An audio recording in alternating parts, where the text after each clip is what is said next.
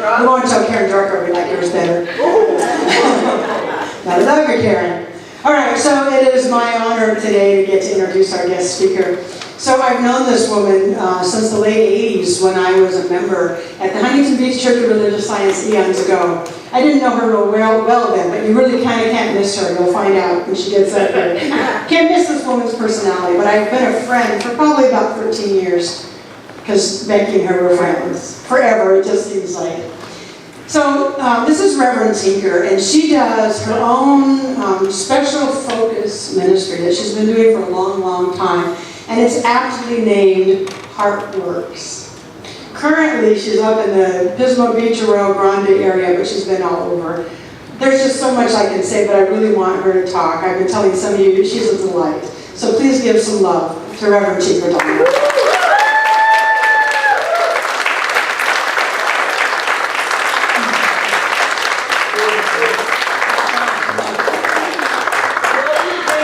I love you back.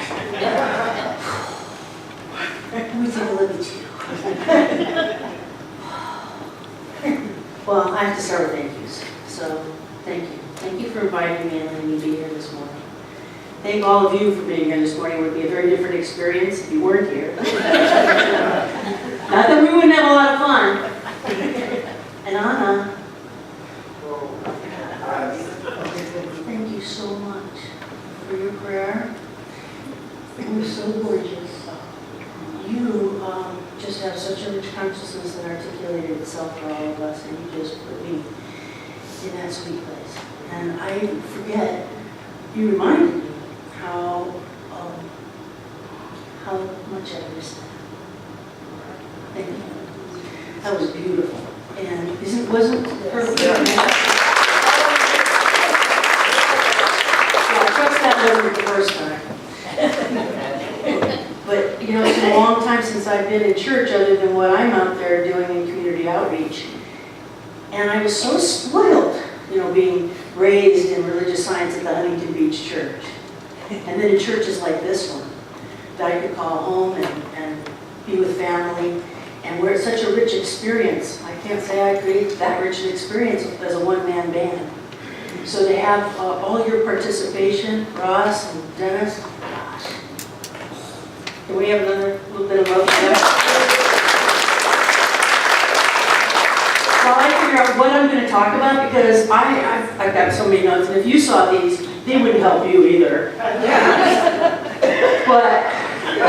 And everything you said, I wanted to say, that's it. That's exactly what I wanted to share today, only in such a more lovely way.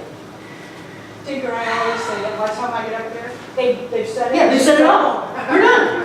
Now can I have coffee back? I got your coffee. There you are. All right. So, you know, when I thought about what I wanted to share with you today, I'm thinking about how we just fully stepped into autumn. And how that has always been my most favorite season. Anybody else love autumn? What is it about autumn? For me, it's something really poignant and sweet. Something softening about the season. And I think that as nature demonstrates that transition and the meaningfulness of it and the depth of it, I think for each of us there's a relationship with it. There's a part of us that knows in that very deep place how sweet and how poignant it is and how softening it is to bring things to completion and fulfillment. So that's why I wanted to share with you completion and fulfillment. But there's two sides of that coin. There's what's done, what's gotten us here, what's now used up and lifeless and needs to be released. And then there's that which will replace it, what's seeking to emerge. So I'm calling it the release and reveal. I wish I had called it that when I sent Reverend Sean my titles. Because you got a title, Trick or Treatment, thank goodness it's not up there anymore, because I've changed it since. Now the workshop is called Trick or Treatment. And I hope you're planning to come to the workshop because it's going to be a fun shop, a play shop really. But we'll put into an experiential practice something really fun to anchor this idea. So that's what I want to share with you, the two sides of this, the completion and the emergence of what's new. And I think that, there's a reticence to letting things go. And I think there's a reason for that. If I look at my notes, I'll remind myself what they were.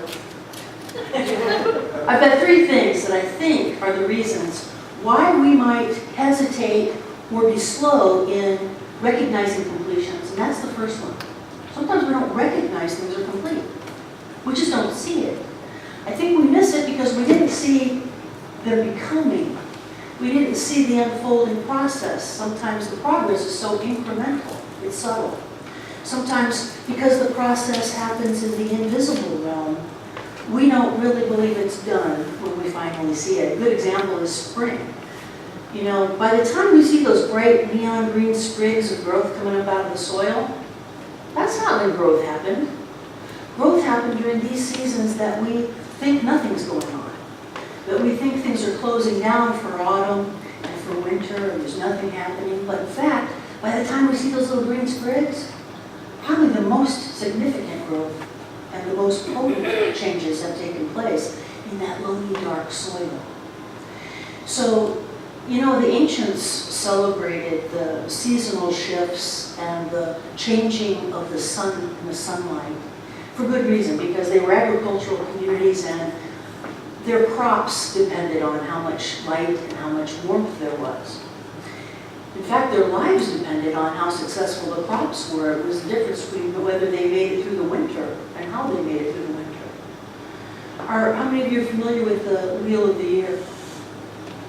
Okay, so some of you. So for the rest of you, it's basically just a way to look at and anticipate and create a life that's in harmony with the seasonal shifts that occur as a result of the changing of the sunlight. So we're all familiar with the solstices. There's winter solstice on the 21st of December, the shortest day of the year in terms of duration of daylight. That would be 12 o'clock on a clock. 6 o'clock is the summer solstice in June, the longest amount of daylight, longest day. And so if we were looking at a clock, then at 9 o'clock and 3 o'clock, stage stuff. Then you've got the equinoxes, right? So the equal amount of light and dark, vernal equinox in the spring, autumnal equinox that we just had in September. And then between those are what they call cross quarters. And they have the original names that were Celtic, but now many of us are more familiar with those names that after the Catholic Church co-opted those sacred Sabbaths, they renamed them. So you've heard of May Day, right? Also known originally as Beltane. And that was entering into the first half of the year because they believed on this wheel that there is a light half and a dark half of the year. May Day is when we enter into the light half.